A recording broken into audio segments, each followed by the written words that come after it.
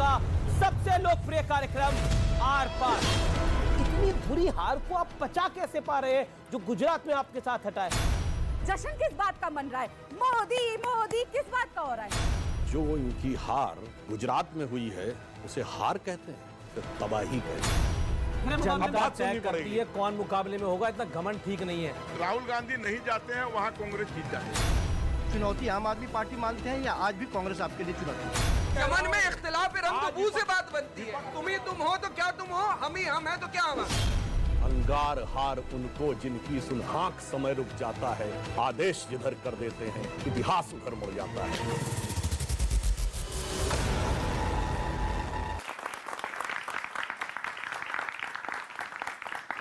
नमस्कार व्यूअर्स, मैं हूं अमीश देवगन और आप देख रहे हैं प्राइम टाइम का सबसे लोकप्रिय कार्यक्रम आर पार।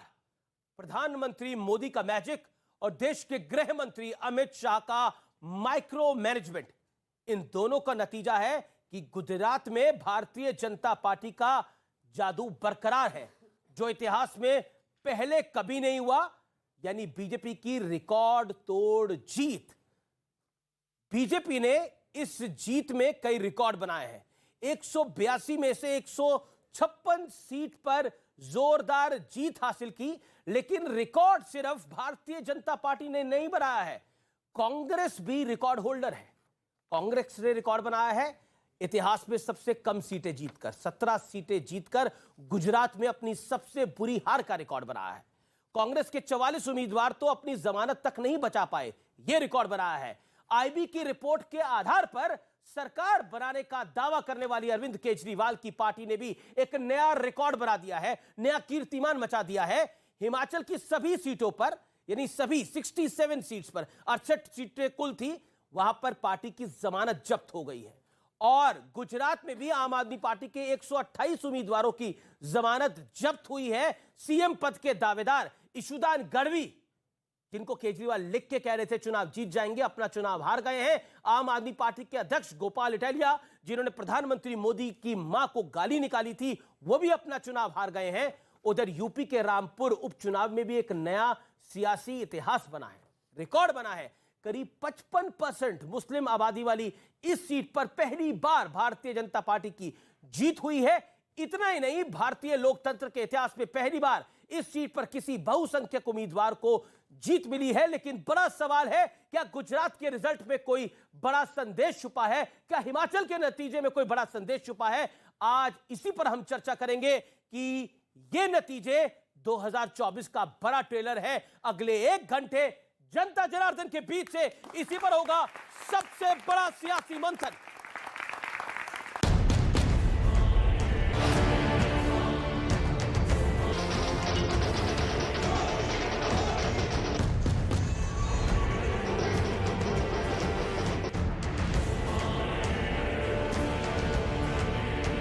पीएम मोदी की 30 रैलियां और रोड शो।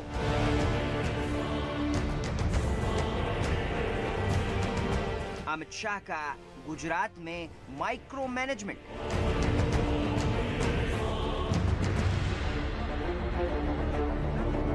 और नतीजा सामने। बीजेपी ने गुजरात में जीत के सभी पुराने रिकॉर्ड ध्वस्त करते हुए नया इतिहास रच दिया है।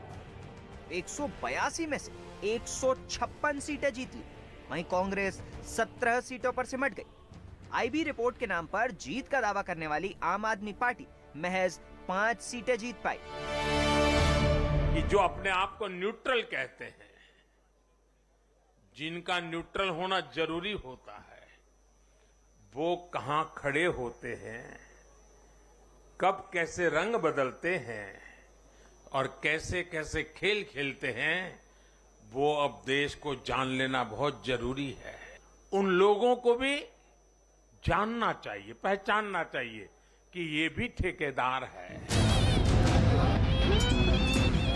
उधर हिमाचल में सियासत का रिवाज कायम रहा और सत्ता कांग्रेस के हाथ में चली गई।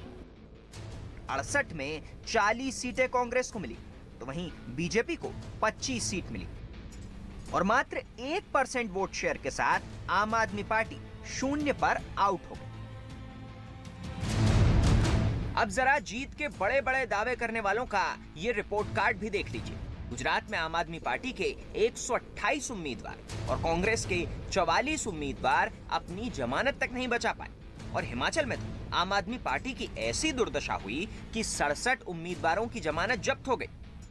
उधर उपचुनाव में आजम खान के गढ़ रामपुर में बड़ा खेल हो गया। 1980 में आजम खान की रामपुर में एंट्री हुई। इसके बाद पहली बार रामपुर शहर विधानसभा सीट से बीजेपी का कोई उम्मीदवार जीता है। पसमानदा मुसलमानों की बात करते हैं, कोई मोहब्बत नहीं करता, हर कोई को मोहब्बत तुम्हारे वोटों से है। लेकिन सवाल है कि क्या इन नतीजों में 2024 के रण का भी कोई बड़ा संदेश छिपा है? आज आर पार की इलेक्शन स्पेशल डिबेट इसी मुद्दे पर होगी। 2022 का जना देखें, 2024 के लिए संदेश। और आज की इस चर्चा में मेरे साथ कई मेहमान हैं। डॉक्टर सुधांशु त्रिवेदी हैं, बीजेपी के कद्दावर प्रवक्ता और साथ ही साथ मेंबर ऑफ पार्लियामेंट, गुजरात में थे लंबे अरसे तक। आपका अभिनंदन है, जोरदार तालियों से स्वागत करिए। राधिका खेड़ा मेरे साथ है, कांग्रेस पार्टी की प्रवक्ता है, नेता है, आज अपनी पार्टी को डिफेंड करेंगी। कुलदीप कुमार है, विधायक है, प्रवक्ता है आम आदमी पार्टी के, उनका जोरदार तालियों से अभिनंदन करिए। साथ ही शिवम त्यागी है, जाने माने राजनीतिक विश्लेषक, उनका अभिनंदन है। आलोक वत्स है, उनका अभिनंदन है, जोरदार तालियों से शिवम और आलोक का अभिनंदन करिए। सैयद जावाद राजनीतिक विश्लेषक है, उनका अभिनंदन है। संजीव कौशिक, आपका अभिनंदन है। आप सबका स्वागत है इस चर्चा के अंदर। लेकिन ये लोकतंत्र का महापर्व, और इस महापर्व में अब नतीजे हम सबके सामने हैं। राधिका जी, शुरुआत आपसे करते हैं। हिमाचल में रिवाज तो नहीं बदला, यानी सरकार बदल गई और कांग्रेस को जीत मिली, लेकिन सिर फटौवल हो रहा है, इस पर मैं नहीं आऊंगा। कौन मुख्यमंत्री बनेगा उस पर मैं नहीं आऊंगा। लेकिन गुजरात में जो आपका हश्र हुआ, या फिर कहूं और दिल्ली एमसीडी में जो आपका हश्र हुआ, उसको आप कैसे देखते? सबसे पहले तो हिमाचल की जनता का बहुत बहुत धन्यवाद। उन्होंने हमें मौका दिया उनकी सेवा करने का। और दिल्ली और गुजरात की जनता का भी धन्यवाद, उन्होंने जिन लोगों ने हमें वोट दिया और जिन्होंने हमें वोट नहीं भी दिया। और आम आदमी पार्टी और भारतीय जनता पार्टी को भी बहुत बहुत बधाई। इनको खासकर, किनको तो प्रचंड बहुमत मिली, एक बार फिर गुजरात की जनता ने इनको मौका दिया। और कूड़े की राजनीति करने वालों को भी एक बार मौका मिला, बहुत बहुत बधाई। कल शाम से आप देख रहे थे, बड़े विजुअल्स आ रहे थे और मोदी जी भारतीय जनता पार्टी के हेडक्वार्टर में आए। ऐसा भव्य आयोजन हुआ था जो जब राम मंदिर की स्थापना हुई, नया राम मंदिर बनने की, तब भी ऐसा सेलिब्रेशन नहीं हुआ था। तो कल शाम से ना मैं बार बार एक गाना गुनगुना रही हूँ। सॉरी, मेरी थोड़ा ट्यून से बाहर रहती हूँ, पर 2 लाइन गाऊंगी। तुम इतना जो मुस्कुरा रहे हो, क्या गम है जिसको छिपा रहे हो। और ये क्यों आया, मेरे को तो ये समझ नहीं आता कि सेलिब्रेशन किस बात का हो रहा है। हम तो 0 से 1 पे आ गए, ये तो 3 से 1 पे आ गए जी। ये तो बाय इलेक्शन भी हार गए। राजस्थान हो, छत्तीसगढ़ हो, या जहां पे इन्होंने नफरत की खेती करी, उत्तर प्रदेश का वो बाय इलेक्शन जहां पे इन्हीं का आदमी डिस्क्वालीफाई हो गया था क्योंकि उनका नाम दंगों में आया, वहां का भी ये चुनाव हारे। तो ये जश्न किस बात का मन रहा है? मोदी मोदी किस बात का हो रहा है? वही मोदी जी ना जिन्होंने हिमाचल में जाके कहा था कि आप जो भी बटन दबाएंगे वो वोट सीधा मुझे आएगा दिल्ली में और डबल इंजन की सरकार चलेगी। हिमाचल की जनता ने और दिल्ली की जनता ने क्या कहा मोदी जी को? चलिए चलिए, हमें नहीं चाहिए आपकी डबल इंजन की सरकार, क्योंकि आपने हमारी देश को बर्बाद कर दिया। मानती हूं गुजरात में इनको प्रचंड बहुमत मिली है, लेकिन नफरत की राजनीति करने वाले, नफरत की खेती करने वाले कब तक इस पौधे को और पानी देते रहेंगे? एक ना एक दिन तो नफरत का अंत होगा और जल्द होगा। जी जी, सुधांशु त्रिवेदी, काफी गाने याद आ रहे हैं, काफी टीस याद आ रही है, राम मंदिर भी याद आ रहा है। क्या कोई गम है जिसको भारतीय जनता पार्टी छुपा रही है, जैसा कांग्रेस आरोप लगा रही है, या फिर ये वो जलवा है भारतीय जनता पार्टी का जो अभी तक आजादी के बाद कोई नहीं कायम कर पाया गुजरात के अंदर? और ये हार्ड फैक्ट है, 156 सीटें आज तक किसी की नहीं आई। देखिए, चुनावों के जो परिणाम आए हैं उसमें तीनों पार्टियों के लिए एक संदेश है। हम मामूली अंतर से हिमाचल हार गए, 0.9% वोट का अंतर है और हम हार गए, कोई बात नहीं, 40 और 25। एमसीडी में हम हारे हैं, मगर जो हमारी हार है 1% वोट हमारा बढ़ा है, 12% वोट इनका कम हुआ। पर जो हमारी हार हुई है एमसीडी में और हिमाचल में, वो उस श्रेणी की है जिसे कहते हैं राजनीति में हार और जीत चलती रहती है। मगर जो इनकी हार गुजरात में हुई है उसे हार कहते हैं, उसे तबाही कहते हैं। जो इनकी हालात हिमाचल में हुए हैं कि सारी की सारी सीटों पे जमानत जब्त, उसे तबाही कहते हैं। तो वो वाली हार नहीं है जो होती रहती है, वो वाली हार है जो पता नहीं कभी कभी पीढ़ियों में एक आध बार होती है। तो मुझे लगता है कि अगर ईमानदारी से विश्लेषण करेंगे तो दोनों पार्टियों ने एक न एक जगह तबाही का मंजर देखा है, मगर हमने गुजरात में इतिहास बनाया है और मामूली अंतर से हिमाचल को गंवाया है। हां, जहां तक यह बात है, गुजरात की यदि हम ऐतिहासिक विजय की बात कहें जी, और एक कि गुजरात में मोदी जी के सीएम बनने के बाद से लेकर उत्तरोत्तर सरकारों ने जो काम किया था, उसके बाद मोदी जी के मार्गदर्शन में जो काम हुआ, गुजरात का विकास, गरीबों के लिए जन कल्याण के कार्य और गुजरात की अस्मिता। और मैं ये कहूंगा कि इसमें एक विश्लेषण कहता हूं कि मोदी जी के पीएम बनने के बाद ये गुजरात का पहला चुनाव था जो सहज स्थिति में था, क्योंकि 2017 में पाटीदार आंदोलन और जीएसटी के कारण एक असहज परिस्थिति थी। सहज स्थिति में चुनाव हुआ और गुजरात की जनता ने सहज अभिव्यक्ति की।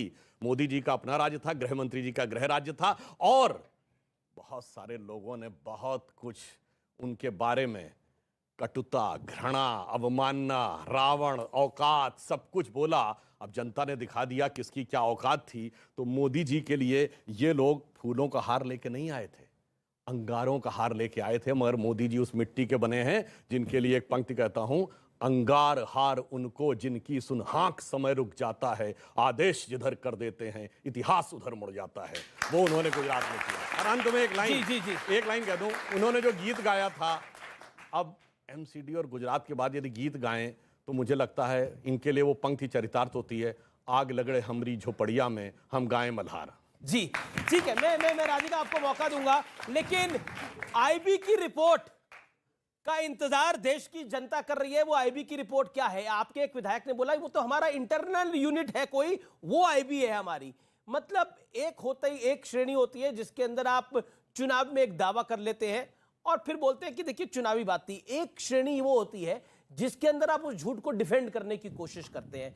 क्या आपको लगता नहीं है कि देश की जनता ने आपको इस बार, यानी प्रदेशों की जनता ने आईना दिखाया है? हिमाचल में जमानत जब्त, गुजरात में जमानत जब्त, सीएम कैंडिडेट जिसको लिखा हुआ बता रहे थे जीत रहा है, और जिन्होंने प्रधानमंत्री मोदी की मां को गाली दी, गोपाल इटालिया, वो अपना चुनाव खुद हार गए। देखिए अमीश भाई, तो मोदी से टकराने का असर तो आपको भी पता लगा। अमीश भाई पूरे विस्तार में आपने बता दिया।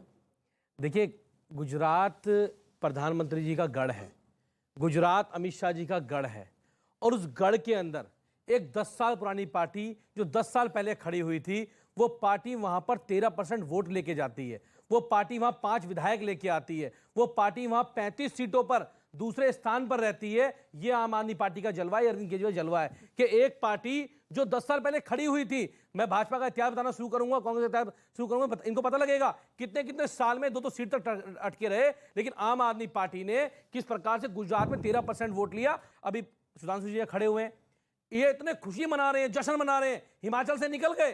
हिमाचल में सरकार थी इनकी, उसमें जश्न में डूबे हुए हैं। एमसीडी के अंदर 15 साल से ये सत्ता में बैठे हुए थे, लेकिन जश्न मनाया जा रहा है। काय बात का जश्न मन रहा है कि हिमाचल चले गए इस बात का, या दिल्ली चले गए इस बात का? लेकिन दिल्ली के लोगों ने भी दिखा दिया, क्योंकि दिल्ली के अंदर भी ये मोदी जी की बार बार करते हैं, यशस्वी प्रधानमंत्री मोदी जी, मैं इसमें डिनाई नहीं कर रहा, लेकिन उनके फोटो लगा के, उनकी पोस्टर लगा के दिल्ली की गलियों में कहा गया था चुनाव पार्षद चुनाव नहीं है, ये चुनाव मोदी जी का चुनाव है। तो ये हार मोदी जी की हार है। दिल्ली के अंदर जो हार हुई है वो मोदी जी की हार हुई है, और दिल्ली के लोगों ने दिखा दिया कि भारतीय जनता पार्टी अगर गंदी राजनीति करेगी, गाली गलौज की राजनीति करेगी, झूठ की राजनीति करेगी, तो दिल्ली के लोग, देश के लोग इनको आईना दिखाने का काम फिर मैं राधिका आपके पास आता हूं। सुधांशु, देखिए पहले तो मैं कहना चाहूंगा, जो आपने आईबी रिपोर्ट की बात कही, तो शायद इनका जो खुफिया अफसर था वो वैसा था जैसे शोले फिल्म में आपने देखा ना, केस्टो मुखर्जी जो था उसने जाके असरानी को बता दिया था कि जेल में आज ये होने वाला है। तो वैसे ही कोई खुफिया अफसर रहा होगा जिसने जाके इनको बताया होगा, जिसका नाम आज ये बताने की स्थिति में नहीं है। जहां तक ये बात आम आदमी पार्टी, कई लोगों ने कही कि साहब आम आदमी पार्टी को सत्ता इतनी जल्दी मिली, बिल्कुल मिले रहे। आपको तो पहले साल में मिल गई 6 महीने के अंदर, क्योंकि कांग्रेस से लिखित में समर्थन मांग लिया था और हमने पीढ़ियां लगाई और समाज बदलने के बाद इन्होंने पीडीपी से मांग लिया। अरे भाई, हमने सत्ता में आने में, इन्होंने कहा ना समय, बिल्कुल समय लगा। हम मूल्य सिद्धांतों के साथ राजनीति को बदलते हुए सत्ता में आना चाहते थे, और आपने पहले स्टेज पे कंप्रोमाइज किया था, इस कारण से। लेकिन सुधांशु, एक सवाल मैं आपसे पूछना चाहता हूं, आम आदमी पार्टी की जो पॉलिटिक्स है जिसका मैंने आकलन करा है, क्योंकि मैंने इनका जब अन्ना आंदोलन था तब से कवर करा है। कांग्रेस की एक विचारधारा है, कांग्रेस उस विचारधारा के इर्द गिर्द चलती है। भारतीय जनता पार्टी की एक विचारधारा है जिसकी भारतीय जनता पार्टी इर्द गिर्द चलती है। आम आदमी पार्टी की कोई बड़ी विचारधारा नहीं है। नहीं, एक सेकेंड देखिए, ये राम के भी हैं, हो जाते हैं, और हमने देखा है ये मौके पर सारे चौके मार भी लेते हैं, और उसके बाद मुफ्त की ताल ठोक कर ये जनता से वोटों का माल भी बटोर लेते हैं। तो आपको लगता नहीं है ये कन्वीनियंस की पॉलिटिक्स करते हैं, जो आप दोनों के लिए दिक्कत की बात हो रही है, और बीजेपी के लिए इसलिए ज्यादा दिक्कत की बात है कि ये राम और कृष्ण की भी बात कर लेते हैं और अमनतुल्लाह खान को भी साथ में रख लेते हैं। आपके लिए दिक्कत की बात ये है? देखिए, ये राजनीति जो करते हैं इनकी बड़ी बेहतरीन विचारधारा है। इनका गुजरात का अध्यक्ष गोपाल इटालिया कहता है कि मंदिर शोषण के केंद्र हैं, कथा में मत जाओ, कथा वाचकों के पास मत जाओ, देवी देवताओं के पास को चढ़ावा मत चढ़ाओ। और इनके राष्ट्रीय अध्यक्ष यानी राष्ट्रीय संयोजक आके कहते हैं सुबह ट्वीट करके कि मैं 11 बजे बड़ी महत्वपूर्ण प्रेस कॉन्फ्रेंस करने जा रहा हूं, और कहते हैं कि नोट के ऊपर भगवान का स्थान लाओ। ये दो चेहरे, ऐसी अद्भुत राजनीति आपने नहीं देखी होगी। इनके राष्ट्रीय अध्यक्ष कहते हैं मैं श्री कृष्ण जन्माष्टमी के दिन पैदा हुआ कंस की औलादों को सबक सिखाने के लिए। ये नहीं कह रहे मैं कृष्ण का भक्त हूं। सुनिए, और अभी इनसे पूछिए कि कृष्ण की जन्मभूमि के ऊपर वो औरंगजेब वाली मस्जिद रहनी चाहिए तो नहीं, तो अगल बगल बगले झांकने लगेंगे। और तो और औरंगजेब के नाम की जब रोड हमने बदली थी तो यही अमानतुल्लाह खां जो आज विधायक हैं, उस समय सभासद थे, आके छाती तो पीटे कैसे थे। डील करिएगा इनसे? नहीं, हमें डील करने की जरूरत नहीं है। देश और प्रदेश की जनता बहुत समझदार हो गई है। चेहरों पे चले हुए चेहरों को बहुत आसानी से वो पहचानने लगे हैं कि चेहरे के पीछे का चेहरा क्या है। और एक बात कहूं, आज तक कहते थे हमें पूर्ण राज्य नहीं मिला, पंजाब मिला है पूर्ण राज्य। देखिए आज क्या स्थिति हो गई। ठीक है, जैसे ही आए, क्या लॉ एंड ऑर्डर की सिचुएशन है। आज अखबार में है कि 68 से अधिक लोगों को फिरौती के कॉल आए, 3 लोगों की हत्या हो गई। मतलब एक जमाने में कहते थे उड़ता पंजाब, अब है डरता पंजाब। जी एमसीडी में इनके चुनाव का विश्लेषण किया। जो कांग्रेस का एक झुग्गी का बड़ा वोट बैंक होता था, जिसमें हम मान सकते हैं कि वो जो बड़ा ज्यादा शिक्षित वर्ग नहीं है, वो आम आदमी पार्टी की तरफ ज्यादा प्रेरित है। अगर आप अनुमति दें तो एक लाइन और कह दूं। वो वोट इनके पास आया है तो वो भारतीय जनता पार्टी के लिए एक सवालिया निशान बनेगा। मैं आपका जवाब लूंगा, आगे आपका जवाब लूंगा। कुलदीप जी 30 सेकंड, फिर राधिका जी। देखिए, पहली बात तो ये भारतीय जनता पार्टी के पास ना झूठ के अलावा कुछ नहीं है। क्या झूठ परोसने का काम है कि औरंगजेब का नाम रख रहे थे, अमरतुल्लाह खान ने विरोध कर दिया। सुनिए, बिल्कुल मैं आपके चैनल में बिल्कुल कह रहा हूं। दूसरी बात यह कि इनका केवल झूठ परोसने का काम है। इन्होंने दिल्ली में परोसा झूठ कि सीबीआई की चार्जशीट में मनीष सिसोदिया ने घोटाला कर लिया। सीबीआई की चार्जशीट आई, उसमें मनीष सिसोदिया नाम नहीं था। इन्होंने माफी मांगी, आज तक नहीं मांगी, उसमें नाम था। ये कहते हैं मुख्य अभियुक्त मनीष सिसोदिया है। इनके दिल्ली के लोगों ने इनको दिखा दिया, आईना दिखा दिया। खूब झूठ फैलाया दिल्ली के अंदर, मस्जिद के बारे में बोला, सबके बारे में बोला, लेकिन दिखाया नहीं दिल्ली के लोगों ने। 134 सीटें आम आदमी पार्टी को, 104 सीटें भारतीय जनता पार्टी को। कुलदीप भाई देखिए, अब आज हम चुनाव समाप्त हो चुके हैं। अगले चुनाव जब आएंगे तो फिर आप रस्साकशी हम करेंगे। आप लोग अपनी तीनों पार्टियां अपनी बात रखोगे। एक बात ईमानदारी से बताइएगा, आप 12 बजे तक जब नतीजे आ रहे थे, 12 बजे तक एक आम आदमी पार्टी का नेता बाहर निकल के ये नहीं कह रहा था कि हम जीत रहे हैं या हम हार रहे हैं, क्योंकि वो क्लोज कंटेस्ट था। और उस क्लोज कंटेस्ट के अंदर मैं आपके चैनल में बैठा हुआ था, क्लोज कंटेस्ट के अंदर आप क्लोज कंटेस्ट था। बिल्कुल गलत, बिल्कुल डिनाई करता हूं। Saurabh Bharadwaj press close contest था। उन्होंने कहा दिल्ली में मेयर हमारा बन रहा है, दिल्ली में हम सरकार बिल्कुल बने भाई मेयर। हमने कहा 34 सीटें आज हमारी दिल्ली की एमसीडी में आई। लेकिन मैं ये बताना चाहता हूं, जो झूठ दिल्ली की गलियों में फैलाया था, ये कहा था कि इतने करोड़ का घोटाला हो गया, उस घोटाले का क्या हुआ? माफी मांगेंगे? ठीक है, राधिका मांगेंगे। हमारे गुजरात के मुख्यमंत्री का नाम तो कल अनाउंस होने जा रहा है। इतने दिन हो गए, मेयर बताया नहीं कौन हो रहा है मेयर। बता देते हैं, वो भी बता देंगे, चुनाव होने दीजिए, बता देंगे। ठीक है, देखिए मेयर ही बता देंगे। जी। लेकिन इस समय की बड़ी स्टोरी ये है कि हिमाचल के अंदर प्रतिभा सिंह के समर्थकों ने जबरदस्त हंगामा किया है, जो कि इस समय की बड़ी स्टोरी है। और हंगामा इसलिए किया है कि मुख्यमंत्री उनको बनना है। उनके सपुत्र कह चुके हैं कि पापा की वजह से हम जीत के आए हैं, यानी राजा वीरभद्र सिंह की वजह से हम जीत कर आए हैं और मम्मा सीएम बनेंगी। क्या आपको लगता है कि कहीं ना कहीं कांग्रेस के लिए, कांग्रेस के एक वरिष्ठ नेता, ये ऑफ द रिकॉर्ड की बात है, और उनका मानना था कि अगर हम हिमाचल जीत गए तो सीएम बनाना हमारे लिए अब सिरदर्दी होगी। क्यों होगी? बिल्कुल क्यों होगी? वो देखिए पीछे सिरदर्दी देखिए। सिरदर्दी देखिए पीछे आप। देखिए मैं बता रही हूँ, अब इतने सारे लोग हैं, रास्ता रोक दिया, शक्ति प्रदर्शन हो रहा है, हर जने को इस पार्टी में हक है। अब हम ऐसे तो है नहीं ना कि अनुराग ठाकुर जी आंसू बहाए, और वहां पे भी कितना बुरा हाल हुआ था भारतीय जनता पार्टी का, सबने देखा।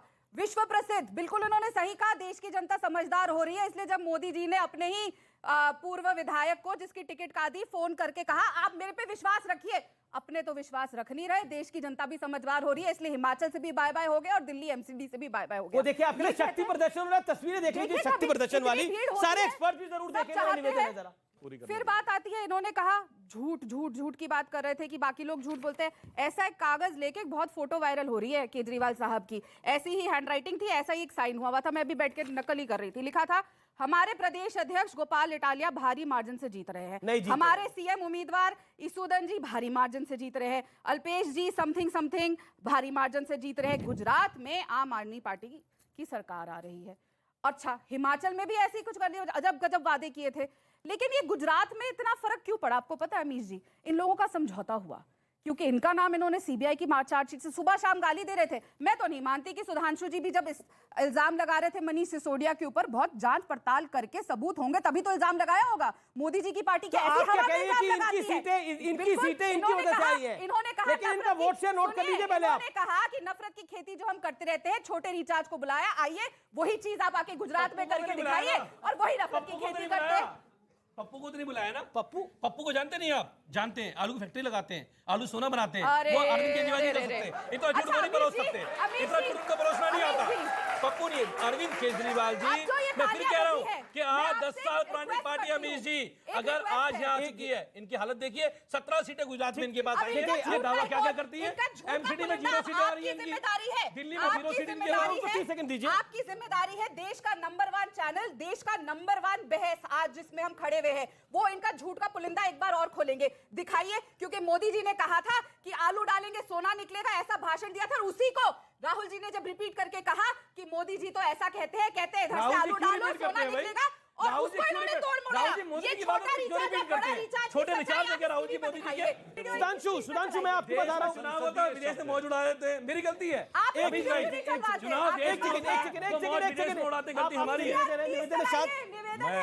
चैनल नंबर 1 है, एक सेकंड, नंबर 1 है। मैं संसद सदस्य के नाते कहता हूं, असंसदीय शब्दों का प्रयोग न करें। जनता समझदार है, स्वयं समझ लेती। जी फिलहाल रुकेंगे एक ब्रेक के लिए, लेकिन आर पार में ये बड़ी चर्चा जारी है, क्योंकि आज हम न्यूज 18 के आर पार में जनता जनार्दन के बीच से ये बड़ी चर्चा कर रहे हैं, जिसमें मूल सवाल उठा रहे हैं कि इस जनादेश का क्या संदेश है। ब्रेक के बाद हाजिर होते हैं आर पार में। तुम हो तो क्या तुम हो, हम है तो क्या हम है। यही लोकतंत्र की खूबसूरती। अगर आप लोकतंत्र को खत्म करना चाहते हैं तो बहुत मुबारक हो आपको। अरे वो ऐसी खूबसूरती दिखेगी 24 आने से पहले। एक विपक्ष के अंदर जानते क्या दिखेगा? एक कहावत है कि मल्लन से मल्ल घनेरे, बाहर ना तो घर में भतेरे।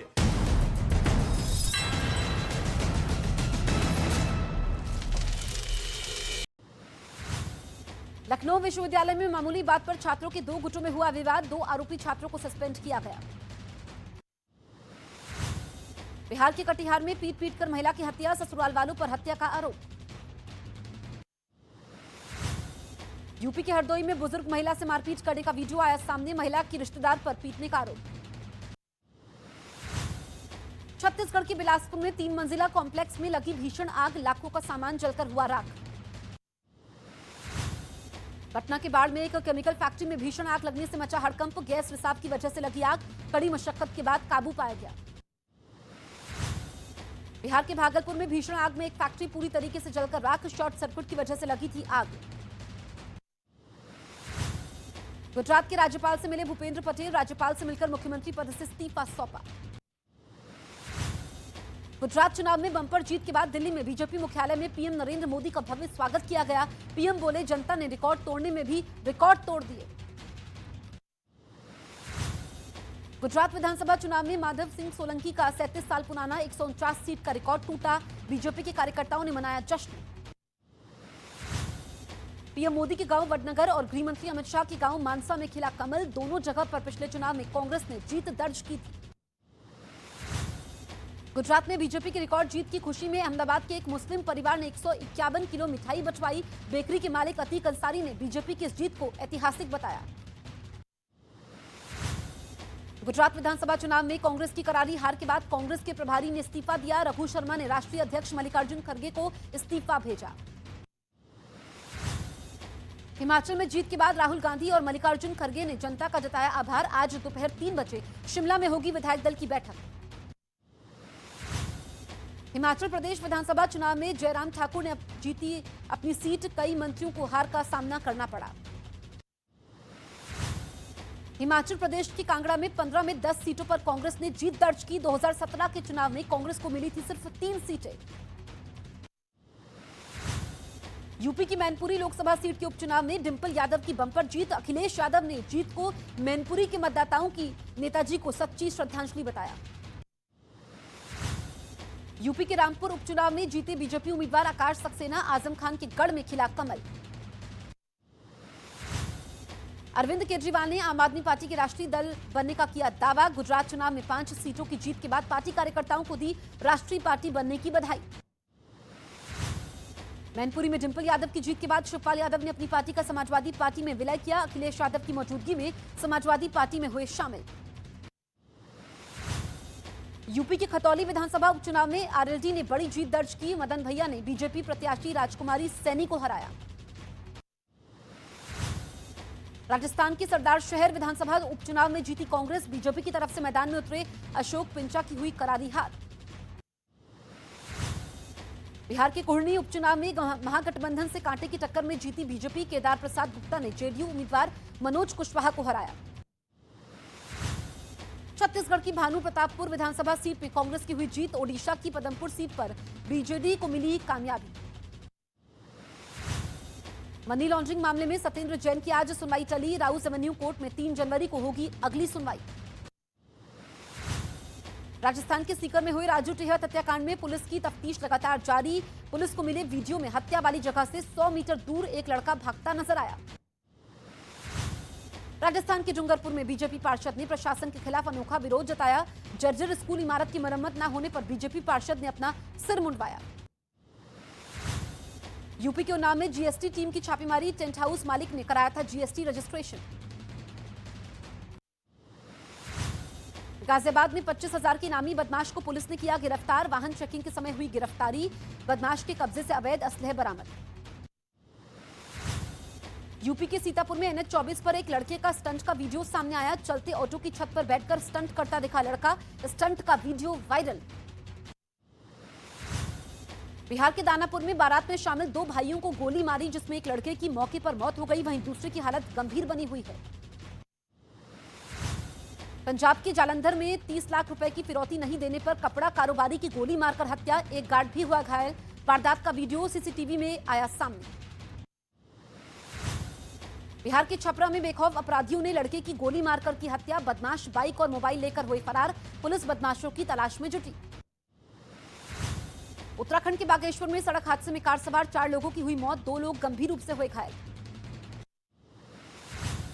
यूपी के कानपुर में ट्रक और लोडर के बीच हुई टक्कर। एक की मौके पर हुई मौत, 2 लोगों की इलाज के समय हुई मौत। दर्दनाक हादसे पर मुख्यमंत्री योगी आदित्यनाथ ने दुख जाहिर किया। महाराष्ट्र के नासिक में हाईवे पर एक बेकाबू बस ने मोटरसाइकिल पर सवार 2 लोगों को टक्कर मारी। हादसे के बाद बस में लगी आग। मोटरसाइकिल पर सवार दोनों लोगों की हुई मौत। बिहार की जमुई में मोटरसाइकिल सवार को तेज रफ्तार गाड़ी ने मारी टक्कर। जोरदार टक्कर में 10 फीट दूर तक उछला मोटरसाइकिल सवार। एक की मौके पर हुई मौत। मध्य प्रदेश के ग्वालियर में 12 साल के बच्चे का अश्लील वीडियो बनाकर किया गया ब्लैकमेल। नाबालिग से 14 लोगों ने 5 महीने में ठगी 30 लाख की रकम। यूपी के कासगंज में मोटरसाइकिल सवार बदमाशों ने एक छात्रा से मोबाइल फोन छीनकर हुआ फरार। मोबाइल फोन छीनने की घटना सीसीटीवी कैमरे में रिकॉर्ड हुई। मध्य प्रदेश के इंदौर में 1.5 महीने बाद अपने घर लौटी लड़की। संगीत सीख रही लड़की अचानक अपना मोबाइल फोन छोड़कर हो गई थी लापता। पुलिस की कोशिश से घर जाने को हुई तैयार।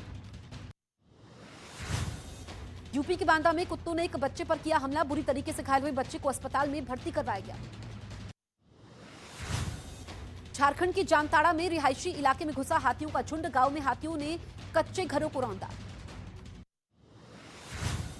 तमिलनाडु के रामेश्वरम में चक्रवात आने से काफी नुकसान हुआ। चक्रवात की वजह से तेज हवा और भारी बारिश हुई, जिसमें समंदर किनारे खड़ी कई नाव बुरी तरीके से क्षतिग्रस्त हो गई।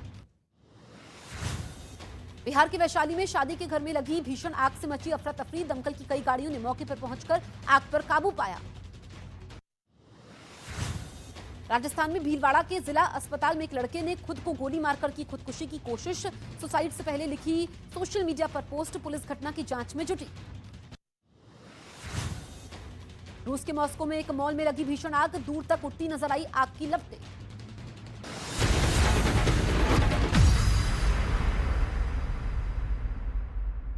नमस्कार, मैं हूं आपके साथ जसप्रीत कौर। देश दुनिया की तमाम खबरों के लिए देखते हैं धमाकेदार 50।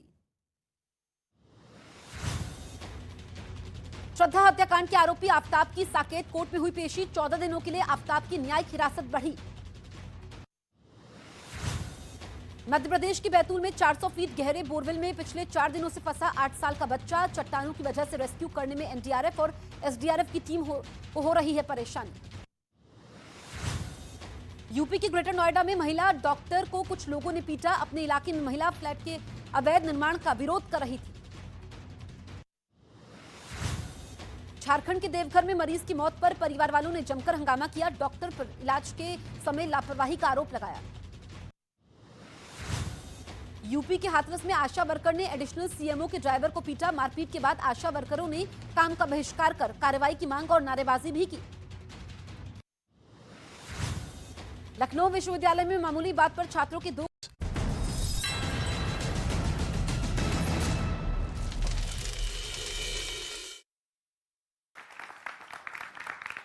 वेलकम बैक व्यूअर्स, आप देख रहे हैं न्यूज 18 इंडिया पर देश का लोकप्रिय कार्यक्रम आर पार। और इस दौर में एक्सपर्ट्स के जोरदार सवाल होंगे और हमारे पैनलिस्ट के जवाब होंगे, यानी एनालिस्ट के जोरदार सवाल होंगे और पब्लिक यानी देश का युवा भी सवाल पूछेगा इस दौर में। शिवम त्यागी, आपने भी विश्लेषण किया होगा इन चुनावों का।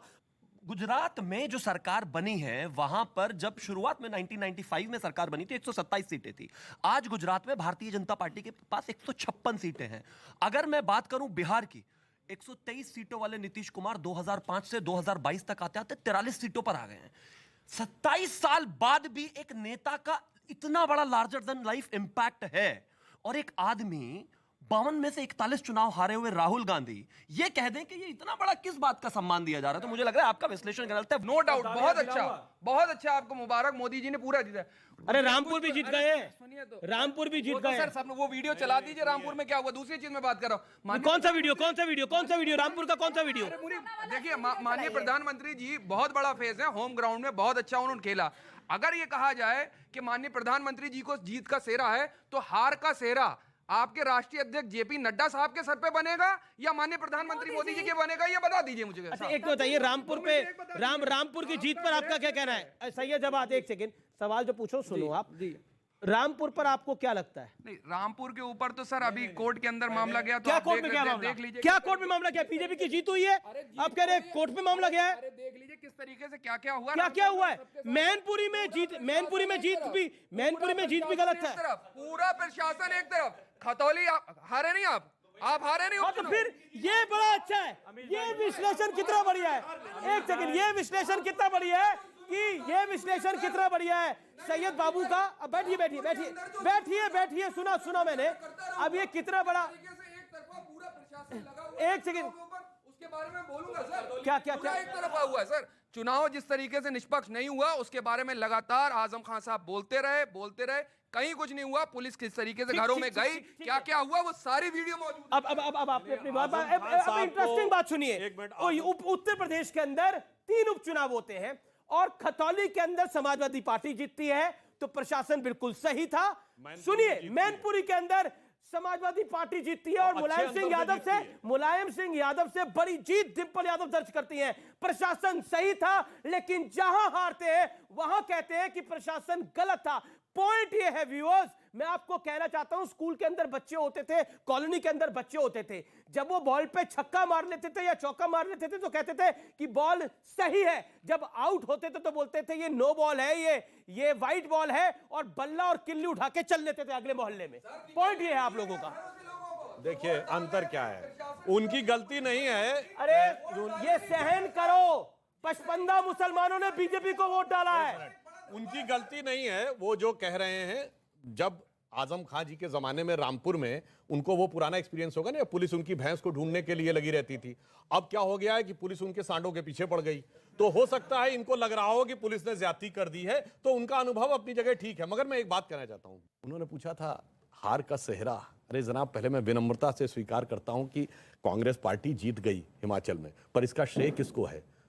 प्रियंका जी की उपस्थिति को, या राहुल गांधी जी की अनुपस्थिति को, या किसी विशेष परिस्थिति को? और अभी तो ये बता दीजिए, ये जीत का सेहरा किसके सर पे सजेगा? प्रतिभा जी के ऊपर, विक्रमादित्य जी के ऊपर, सुक्खू जी के ऊपर, कि मुकेश अग्निहोत्री जी के ऊपर? और राधिका जी ने कहा ये सब आंतरिक लोकतंत्र है, किसी के नहीं। जैसे आपने कहा कुछ कांग्रेस के नेताओं को लग रहा है अरे साहब विपक्ष में थे तो कम से कम इज्जत बची हुई थी, तो सत्ता में आके ज्यादा प्रॉब्लम नजर आ रही है। एक लाइन में कहना चाहूंगा, कांग्रेस के लिए हिमाचल में किसी को नहीं दिखती कोई दरार, क्योंकि हर दीवार पर चिपके हैं इतने इश्तिहार। अब मान लीजिए ये कह रहे होंगे मैं तो जहन्नुम में ही खुश था, ये रश के जन्नत मुझे रास आती नहीं, मैं तो जहन्नुम में ही खुश था ऐ मेरे परवरदिगार। जी एक सवाल देखिए, रिकॉर्ड यहां बना है, रिकॉर्ड वहां बना है, तो रिकॉर्ड आपका भी बना है। और उस रिकॉर्ड की मैं आपको बधाई नहीं दे सकता, क्योंकि वो हार का रिकॉर्ड है। वो हार का इतना बड़ा रिकॉर्ड है कि शायद दशकों में उसको कोई तोड़ पाएगा।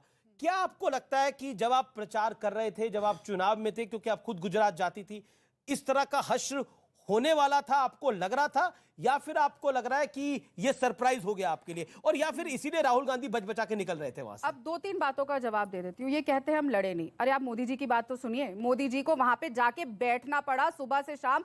मोदी जी और शाह साहब गुजरात में बैठ गए, 2 रेवड़ियों सिलेंडर, 2-2 घर सिलेंडर पहुंचाने का रेवड़ी देनी पड़ी, फ्री फ्री फ्री। क्यों? क्योंकि वो कहते थे ध्यान रखिए कांग्रेस घर घर में है। तो पहले आप तय करिए आप मोदी जी की बात मानते हैं कि नहीं मानते हैं। दूसरी बात, यहाँ पे बार बार जश्न जश्न जश्न हो रहा है। बहुत आसानी से ये इधर गिधर करते हुए निकल गए जब उन्होंने बोला कि ये हार की जिम्मेदारी किस पे होगी। आप देखिए जो ये उपचुनाव के रिजल्ट आए, चुनाव के रिजल्ट आए, हिमाचल प्रदेश में भारतीय जनता पार्टी नहीं जीती, छत्तीसगढ़ के उपचुनाव में भारतीय जनता पार्टी नहीं जीती, राजस्थान के उपचुनाव में भारतीय जनता पार्टी नहीं जीती, खतौली के उपचुनाव में भारतीय जनता पार्टी नहीं जीती। आपका क्या हाल है खतौली में? तो भाई पहले 3 तो हमारे ही है, वो भी तो बोलिए, ये भी तो बोलिए ना। छत्तीसगढ़ में आपका हाल, एमसीडी में क्या हाल है? बोलिए हिमाचल में जहां मुझे एमसीडी में आपका क्या हाल है? एमसीडी में कितनी सीटें आई हैं? एमसीडी में बिल्कुल नहीं, सवाल उनके बीच में एमसीडी में कितनी सीटें आई हैं? एमसीडी में कितनी सीटें आई हैं? तो बोलने तो दीजिए। अच्छा कितनी सीटें आई हैं? अच्छा एमसीडी में कितनी सीटें हैं? जैसी मैं बोल रही हूँ, आई उड़ीसा पे, सारी बोला आपने, सारा कुछ बोला। ये बार-बार मुझे टोके। अरे आपने खतौली का नाम लिया। खतौली में मैंने पूछा आपके कितने आई है? गुजरात कितने आई है? आपके कितने वोट आए खतौली में? यूपी का एक उपचुनाव। एमसीडी में कितने वोट है? सुनिए ना, एमसीडी में बताइए ना। आप बताइए, वो 3 से 1 पे आ गए, कुछ नहीं है। हम 0 से 1 पे आ गए, बताइए कितने वोट मिले, बताइए कितने वोट मिले। अरे कोई मजाक हो रहा है? मैं गिनवा रही हूँ कि इनकी हार कहाँ हुई, तो बोल रहे आप बताइए आपको यहाँ कितने वोट मिले। अरे उनसे पूछे ना, मोदी जी जिम्मेदारी क्यों नहीं ले रहे? अच्छा अब नाराज ना हो। राधिका जी आप नाराज ना हो, अब नाराज ना हो। अरे भाई एक सेकंड, मैं पब्लिक के सवाल भी ले लेता हूँ। अच्छा राधिका जी आप नाराज ना हो, मैं सवाल पूछ लेता हूँ। अरे क्यों नाराज ना हो? अरे आपको नाराज है आप? बिल्कुल मुझे टोकेंगे। बिल्कुल नहीं टोक। अच्छा आप कितना बोलना चाहते हैं? आप कितना देखिए कितनी देर आप बोलना चाहती है? मैं टाइमर लगा देता हूँ। 30 सेकंड। ठीक है 30 सेकंड बोलना चाहती है मैडम। मैडम के लिए जोरदार ताली। और 30 सेकंड बोलना चाहती है। आप अपने फोन पे टाइमर लगा लो, जब 30 सेकंड हो जाए तो आप बोल देना। आप 40 सेकंड दो मैडम को, 40 सेकंड दिए, बोलिए। बस इतना बताइए, जब हिमाचल प्रदेश, छत्तीसगढ़, राजस्थान, खतौली, उड़ीसा और मैनपुरी में इनकी हार होती है, तो क्यों मोदी जी पे वो ठीकरा नहीं फूटता? क्यों सिर्फ जब गुजरात या बिहार में ये जीतते हैं तब क्यों सिर्फ वाह वाह मोदी मोदी होता है? जब बाकी जनता ने मोदी जी को कहा चलिए हमें आपकी डबल इंजन की सरकार हिमाचल में नहीं चाहिए, आपकी कूड़े की राजनीति हमें दिल्ली में नहीं चाहिए, तो उनसे बोलिए ना क्यों वो ठीकरा मोदी जी पे नहीं फूटता? जीत तो मोदी मोदी, हार तो जेपी नड्डा। क्यों भाई? ठीक है एक अब आपने बोला आपको 30 सेकंड चाहिए, हमने 40 सेकंड आपको दे दिए। अब तो बता दीजिए एमसीडी में कितनी सीटें आई आपकी? जी इनसे पूछे जीत किसकी हिमाचल में, बताया नहीं? कांग्रेस पार्टी की। नहीं, हर कार्यकर्ता की, कांग्रेस पार्टी के हर कार्यकर्ता की जीत हुई है और हिमाचल की जनता की जीत हुई है, जिनके पास एक हेलीकॉप्टर वाला मुख्यमंत्री था जिसने हिमाचल को बेरोजगारी की तरफ ले गया। अब राधिका जी सुन लीजिए। सुनिए, प्रतिभा सिंह जी ने कहा है जीत वीरभद्र जी के परिवार की हुई है, उनके बेटे ने कहा है जीत पापा की है। ये कह रही कांग्रेस की, अब आपकी बात मानूं या उनकी बात मानूं, बताइए ना। यही तो समस्या है। पर विक्रमादित्य कह रहे हैं कि पापा की वजह से जीते हैं, मम्मा को सीएम बनाना पड़ेगा। आप बताइए, उनको माने मैं आपको? फिर रिपीट करती हूँ, मैंने कहा कांग्रेस की हर कार्यकर्ता की जीत है। जी। वीरभद्र सिंह जी भी कांग्रेस के बहुत बड़े कार्यकर्ता थे, उनके बेटे भी कार्यकर्ता है और प्रतिभा सिंह जी भी कांग्रेस की कार्यकर्ता है, तो सभी की जीत है। हमने कब मना किया? और हम ये भी कहते हैं कि सभी की हार है। आप बोल के दिखाइए। राहुल जी के, बीजेपी कह रही है राहुल जी के ना जाने का काफी फायदा हुआ है हिमाचल में। अच्छा, राहुल जी गए थे हिमाचल? अब ये बात करते हैं हम। राहुल जी गए थे हिमाचल? राहुल जी भारत जोड़ो यात्रा में हिमाचल गए थे, नहीं गए थे? ना, सवाल का सीधा जवाब दीजिए, करिए ना। राहुल जी भारत जोड़ो यात्रा में थे, हिमाचल राजस्थान नहीं से गए थे ना? चुनाव हम जीत गए, राजस्थान से भारत जोड़ो यात्रा जा रही है। अब बोलिए। ठीक है, आलोक जी कुछ कहना चाहते हैं? एक सेकंड सुधांशु। आलोक जी, राहुल जी पर कांग्रेस क्यों बच रही है? राहुल जी पर मैं बाद में आऊंगा। पहले मैं देश की जनता को धन्यवाद देना चाहता हूं, जिसने तीनों पार्टियों के हाथ में एक एक लड्डू दे दिया कि खाओ और जश्न मनाओ। बहुत बढ़िया। लेकिन मैं कांग्रेस की मोहतरमा को कहना चाहूंगा। अरे तीनों पार्टियों के लिए एक एक शब्द, आपके एक एक लाइनर, वन लाइनर बड़े जबरदस्त होते हैं आलोक भाई। नहीं, तीनों लाइन में तो गुजरात में रिकॉर्ड कायम हुआ, आपको एमसीडी में भी एक तरीके का रिकॉर्ड ही कायम हुआ, और बगैर प्ले किए हुए जीत गई हिमाचल में। वो बीजेपी की गलती से हुआ, तो ये तो बगैर प्ले किए जीत जाती है। अब इनका अधिकार आपने विश्लेषण का जी। नहीं, एक मिनट मैडम, आप जो कांग्रेस गुजरात में भी जीती है वो बगैर खेले जीती है। अच्छा। और वही हाल हुआ है आपका हिमाचल में भी। बीजेपी सुनिए और मैं आपसे क्या बोला? मतलब मीठा मीठा गप गप और कड़वा कड़वा बात क्या बोला? उसके बाद हमारा कुत्ता कुत्ता तुम्हारा कुत्ता टॉमी। नहीं, कौन सी बात? जी। और इस मीठे में कितना कड़वा है अभी पता लगेगा, 2-4 दिन और मैडम मैं आपको एक चीज कहना चाहूंगा कि जहां जहां राहुल गांधी नहीं जाते हैं वहां कांग्रेस जीत जाती है। तो ये जो भी ये कई कांग्रेस भी एग्री कर रहे हैं। ये जो यात्रा है इसको भी अनवरत 20 साल तक चलने दीजिए। और मैं तो बोल रही हूँ ये यात्रा राजस्थान से गुजरी है और राजस्थान में हम उपचुनाव जीते हैं। कौशिक साहब, आपका सवाल किससे है और आपकी बात क्या है? सुधांशु जी के वाक्य पटुता के ऐसे ही हम कायल नहीं हैं। जी। कितनी आसानी से 3 जगहों पे इनकी सरकार थी, 2 जगहों पे हार गए, लेकिन जीत के जश्न में उसको ढक दिया इन्होंने। कांग्रेस जश्न क्यों नहीं मना रही? हिमाचल का जश्न मनाया। मेरा मूल सवाल यह है कि अभी तक आम आदमी पार्टी पे ये आरोप लगाया जाता था कि कांग्रेस की सीटें खा रही है, वो कांग्रेस की वोट खा रहे हैं। आपको दिल्ली से बेदखल कर दिया है आम आदमी पार्टी ने। क्या आप आम आदमी पार्टी को प्रमुख विपक्षी दल के तौर पे मानते हैं? चुनौती आम आदमी पार्टी मानते हैं या आज भी कांग्रेस आपके लिए चुनौती है? ये हम जानना चाहते हैं। बहुत अच्छा सवाल किया। अरे यही तो बड़ी मजेदार बात होने जा रही है। अब जो ये केजरीवाल जी का थोड़ा सा उदय हुआ ना, ये चुनौती हमारे लिए नहीं है, या तो राहुल जी के लिए है, या ममता जी के लिए है, या नीतीश कुमार जी के लिए है, या तेलंगाना जी वाले केसीआर जी के लिए है। और अभी क्या होने वाला है, ये मोदी से तो कोई नहीं लड़ पाएगा, सभी आपस में खूब लड़ेंगे। अभी देखिएगा, ये साबित करने के लिए कि कौन क्या है, क्योंकि कहने लगा ना चौथी राष्ट्रीय पार्टी। अब बताइए, 2-3 ठो थी, अब एक और आ गया दावेदार। अब ये बताइए, पहले इन लोगों से पूछ लीजिए कि ये मुकाबला किससे मान रहे हैं। अरे यही तो मैं कह रहा हूं। चमन में इख्तिलाफ रंग बू से बात बनती है। चमन में इख्तिलाफ रंग बू से बात बनती है। तुम ही तुम हो तो क्या तुम हो, हम ही हम है तो क्या हम है। यही लोकतंत्र की खूबसूरती। अगर आप लोकतंत्र को खत्म करना चाहते हैं तो बहुत बहुत मुबारक हो आपको। नहीं, आपको लगता है सुनिए, इन्होंने जो कहा, मैं एक लाइन कह दूं। इनके लोग, आपने बहुत अच्छी बात कही। अरे मैं कह रहा हूं वो खूबसूरती है। अरे वो ऐसी खूबसूरती दिखेगी 24 आने से पहले एक विपक्ष के अंदर। जानते क्या दिखेगा? एक कहावत है कि मल्लन से मल्ल घनेरे, बाहर ना तो घर में भतेरे। यानी पहलवान लड़ने के लिए बाहर जरूरत नहीं, अंदर एक दूसरे से लड़ने के लिए काफी रहेंगे। अभी पूछ लीजिए। अच्छा ये बताइए, इनसे पूछिए। अरे भाई एक मिनट, अरे भाई हमारे, आप बोलिए सुधांशु, आप मैं सिर्फ ये कह रहा हूँ।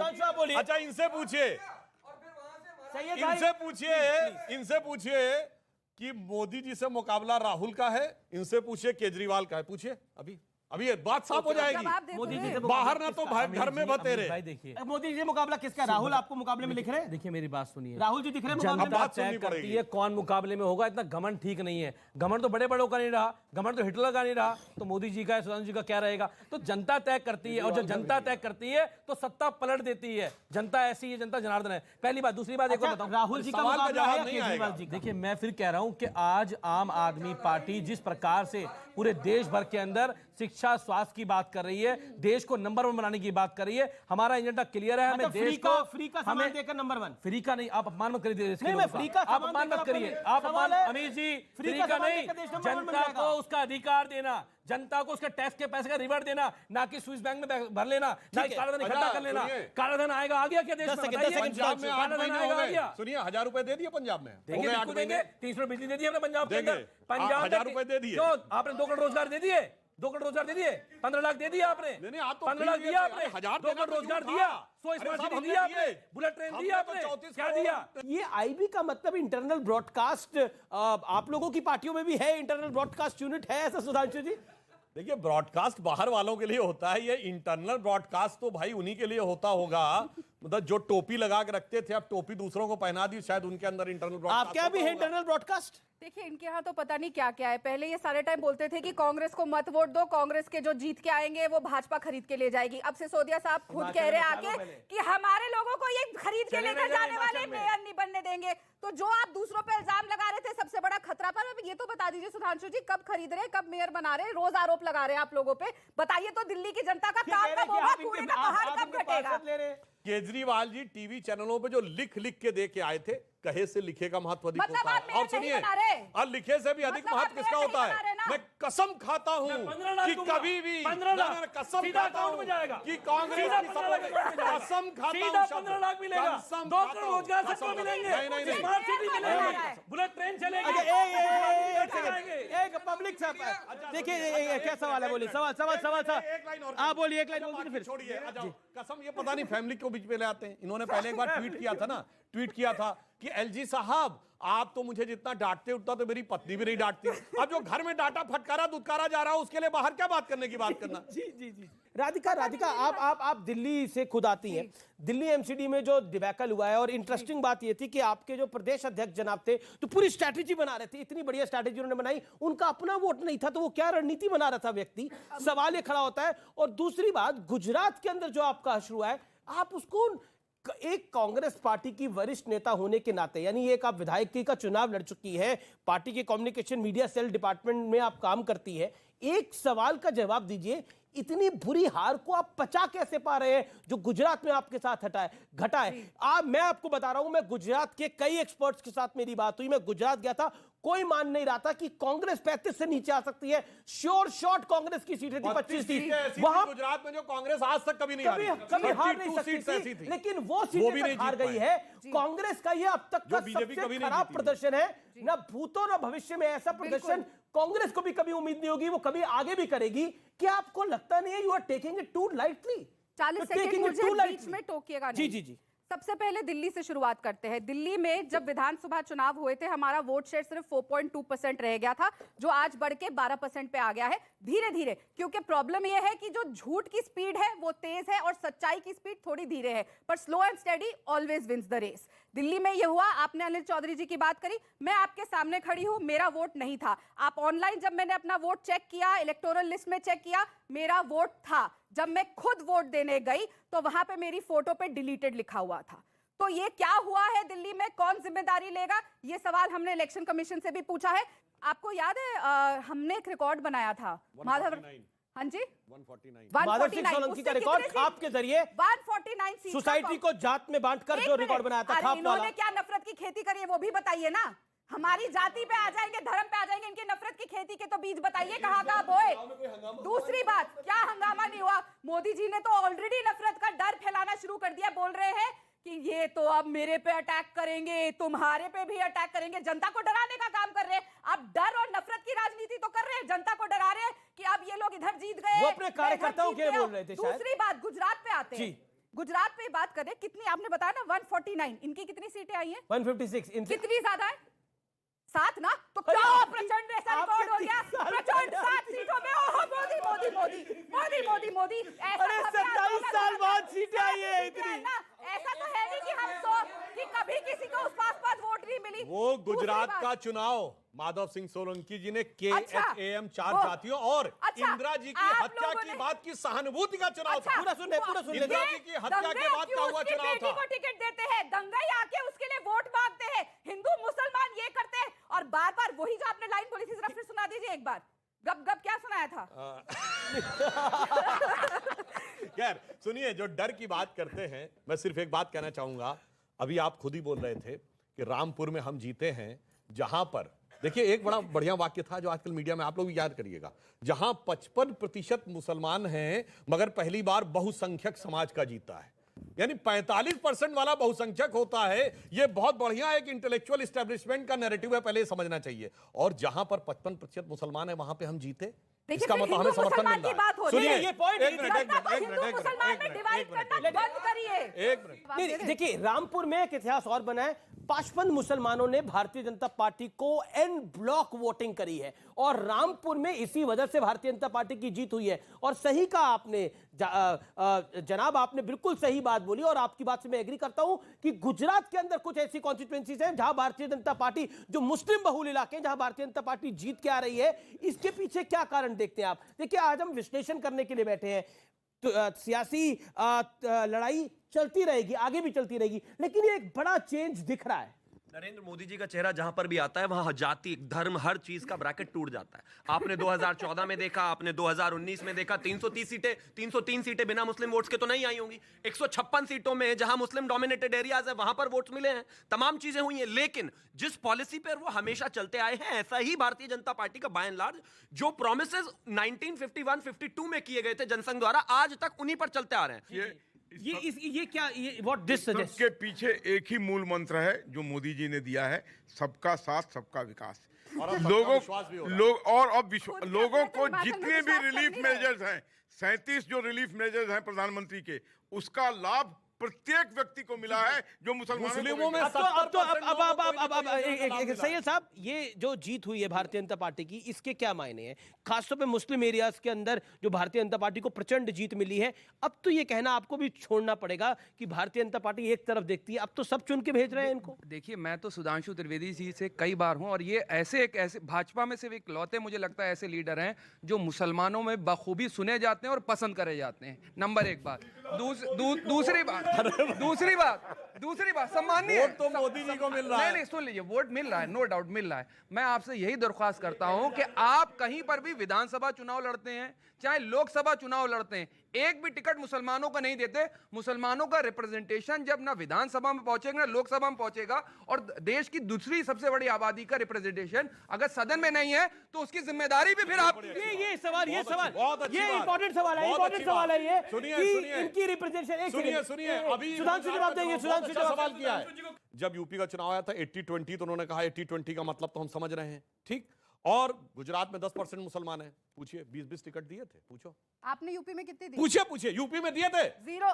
नहीं, सुनिए, 80 टिकट दिए थे दोनों में से किसी ने। आपने तो 0 दी। यही होता है। अच्छा, कितने टिकट दिए थे बताइए? कितने दिए थे? 4, 5, कितने दिए थे? पार्टी जाते में राजनीति नहीं करती तो फिर उनको क्रिटिसाइज करिए, ऐसा सवाल नहीं पूछिए, और कहिए ये सवाल गलत है। आखिरी में मैं कहूंगा, मुसलमानों की स्थिति जानते क्या है इस देश में?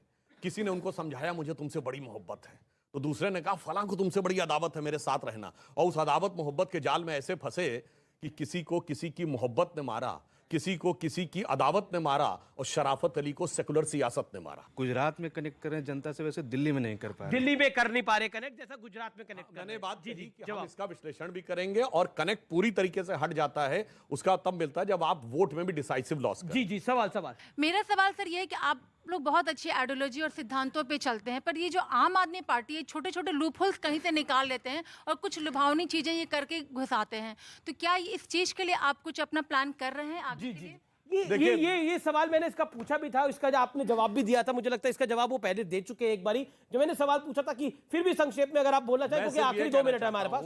कि अब देश की, प्रदेश की जनता बहुत समझदार है, और कोई भी इंफॉर्मेशन, ठीक है, बहुत सारी सोशल मीडिया पे गलत इंफॉर्मेशन भी आती, पर कोई चाहे सीरियसली तो 90% सच्चाई तक पहुंच सकता है। इसलिए अब एक और बात होती है ना, पहले जमाना दूसरा था, किसी ने कुछ बोल दिया, अब इनके बोले हुए हो या हमारे बोले हुए, इनके सत्ता आई ना, ये पहले जो बातें कहते थे सब बदलती चली गई। वैगन आर की जगह गाड़ियों का लश्कर जर्रार आ गया, अब फ्लैट की जगह मकान आ गया, सिक्योरिटी भी आ गई, सब कुछ आ गई। जिसे कहावत कहते हैं ना, खुदा जब हुस्न देता है नजाकत आ ही जाती है, कदम गिन गिन के रखते हैं कमर बल खा ही जाती है। मैं ये जानने की कोशिश कर रहा हूं, कांग्रेस हिमाचल को सेलिब्रेट क्यों नहीं कर रही? आपसे मेरा सवाल है शिवम, 10 सेकंड। इन फाइटिंग बहुत ज्यादा है और ये बिल्कुल क्लैरिटी वाली बात है कि जिस तरीके से कहीं ना कहीं एंटी इनकम्बेंसी इनके फेस में जाकर पड़ी है। जीत से खुश नहीं है? जीत से खुश है, लेकिन बनाएंगे किसको? आप मुझे एक चीज बताइए, क्या चंडीगढ़ में क्या हाल हुआ, अभी दिल्ली में क्या कहा जा रहा है मेयर को लेके? आई डाउट के हिमाचल में भी कुछ ना कुछ खेला हो ना जाए। जी जी जी, क्या आप अमीश भाई आपका कहना चाहते हो? मैं यही कहूंगा कि ये सोच रहे हैं हिमाचल में कि हम जीते क्यों, हारे ही अच्छे थे। ठीक है, हारे ही अच्छे थे। जी जी जी जी जी जी जी जी जी जी जी। मैं कांग्रेस के ऊपर आपका टेक। न पास की खुशी न फेल का गम, कमाएंगे मोदी जी गवाएंगे हम। देश की जनता आखिर कब तक तुष्टीकरण, ध्रुवीकरण और छद्म राष्ट्रवाद के सहारे जीती रहेगी और वोट करती रहेगी? क्यों नहीं शिक्षा, स्वास्थ्य और विकास की बातें करती? कुलदीप, क्या आपको लगता है कि इस चुनाव ने आपको बहुत कुछ सिखाया है और यह भी सिखाया है कि जनता के सामने ऐसी बात नहीं करनी चाहिए जिसके ऊपर बाद में क्रेडिबिलिटी पर सवाल आ जाए? अमीश जी, सिखाया तो भारतीय जनता पार्टी को है। झूठ का प्रोपगंडा दिल्ली की गलियों में चलाया, शराब के ठेके का झूठ दिल्ली में फैलाया और दिल्ली के लोगों ने ऐसी झाड़ू चलाई कि इनकी सीटें कितनी हैं इनको पता है, जमानत इनकी जब्त हो गई। राधिका, बिल्कुल आखिरी दौर की बातचीत है। ये तीनों चुनावों के नतीजों ने कांग्रेस को कुछ सिखाया है या फिर आप भी आम आदमी पार्टी की तरह कहते हैं कि उनको कुछ नहीं सिखाया है, बीजेपी को सिखाया है? आपको भी लगता है कि आपको नहीं सिखाया है कुछ? देखिए, हर चुनाव हर राजनीतिक पार्टी को, हर नेता को कुछ ना कुछ सीख देकर जाता है। कोई अच्छी सीख, कोई बुरी सीख, और हर जगह अलग अलग एक्सपीरियंस होता है। कहीं हारते हैं, कहीं जीतते हैं, क्योंकि सब राजनीतिक पार्टियां अपने अपने वादे जनता के आगे रखती है। कोई नकारे जाते हैं, कोई स्वीकारे जाते हैं। जिस तरीके से ये 3 से 1 पे आए, हम 0 से 1 पे आए, उनको भी मौका मिला है। मेरा ये मानना है, जब आपको जनता मौका दे रही है, हमें उनके वादों पे हिमाचल में दे रही है और आप देखिए क्या हो रहा है उधर। एक बहुत बड़ा इतिहास आपने रचा है गुजरात के अंदर, लेकिन हिमाचल में हार भी हुई है, एमसीडी में भी सत्ता गवाई। हम देखिए, पहला तो फैक्ट ये बताऊं, आम आदमी पार्टी 4 राज्यों में 6-6% वोट पाकर आ गई है और इसने यह भी रिकॉर्ड बनाया है कि 4 राज्य ऐसे हैं जहां इन्होंने लगभग सारी सीटों पर जमानत जब्त करवाई थी, जिसमें हिमाचल, उत्तराखंड, उत्तर प्रदेश और गोवा। परंतु हम अपनी हार से सीखते हैं। पर मैं कहना चाहूंगा कि कुछ सपनों के मर जाने से जीवन नहीं मरा करता है, चंद खिलौने खो जाने से बचपन नहीं मरा करता है, कुछ दीपों के बुझ जाने से आंगन नहीं मरा करता है, कुछ पानी के बह जाने से सावन नहीं मरा करता है।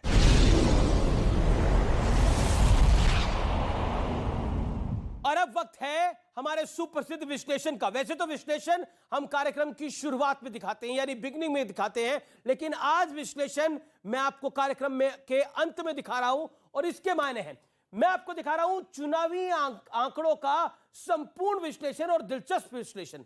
गुजरात में आम आदमी पार्टी उम्मीदवार पस्त, जमानत जब्त। आम आदमी पार्टी 128 उम्मीदवारों को लड़ाती है, लड़ाए तो उसने और ज्यादा, और 128 उम्मीदवारों की जमानत जब्त होती है गुजरात के अंदर 128, और कांग्रेस के 44 कैंडिडेट्स की यानी 44 उम्मीदवारों की जमानत जब्त होती है। हिमाचल के अंदर आम आदमी पार्टी के 67 कैंडिडेट्स की जमानत जब्त होती है, यानी उम्मीदवार पस्त है और जमानत जब्त है। अब एक और दिलचस्प आंकड़े की तरफ बढ़ते हैं। चुनावी आंकड़ों का विश्लेषण अगर हम करें तो मुस्लिम आबादी वाले इलाकों में मैं देखता हूं दरियापुर 46% मुस्लिम आबादी है। 2017 में यह सीट कांग्रेस के पास थी, 2022 में बीजेपी के पास आ गई। वागरा 44% मुस्लिम आबादी है, बीजेपी के पास 2017 में भी थी, 2022 में भी आ गई।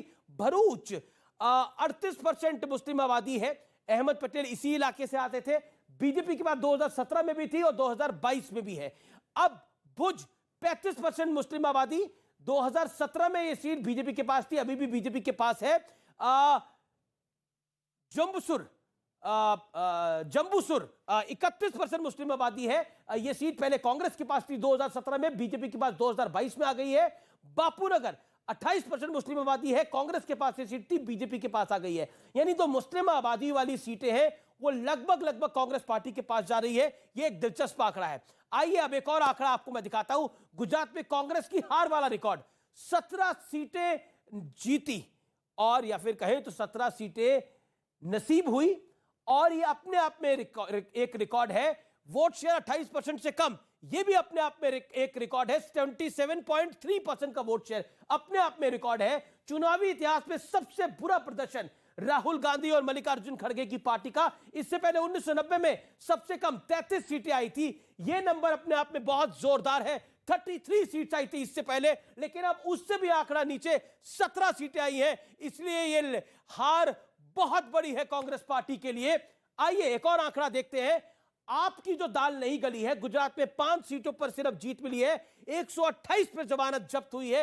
ये अरविंद केजरीवाल जो लिख के दे रहे थे, आईबी की रिपोर्ट बता रहे थे, इनके अपने सीएम उम्मीदवार और प्रदेश अध्यक्ष दोनों चुनाव हार गए हैं, ईसुदान गढ़वी और गोपाल इटालिया। हिमाचल की सभी सीटों पर लगभग 68 सीटें थी, 67 सीट्स पर जमानत जब्त हो गई है। बड़ा झटका है। हिमाचल में वोट प्रतिशत मात्र 1% मिला है। ये आंकड़े अपने आप में बहुत कुछ कहते हैं। हिमाचल के अंदर और गुजरात के अंदर जिस तरह के क्लेम थे, गुजरात में तो आईबी की रिपोर्ट को कोट किया जा रहा था, तो ये आंकड़े संपूर्ण विश्लेषण है इस चुनाव का। फिलहाल इस कार्यक्रम में इतना ही। उम्मीद है आपको ये विश्लेषण पसंद आया होगा, ये कार्यक्रम पसंद आया होगा। नमस्कार, जय हिंद।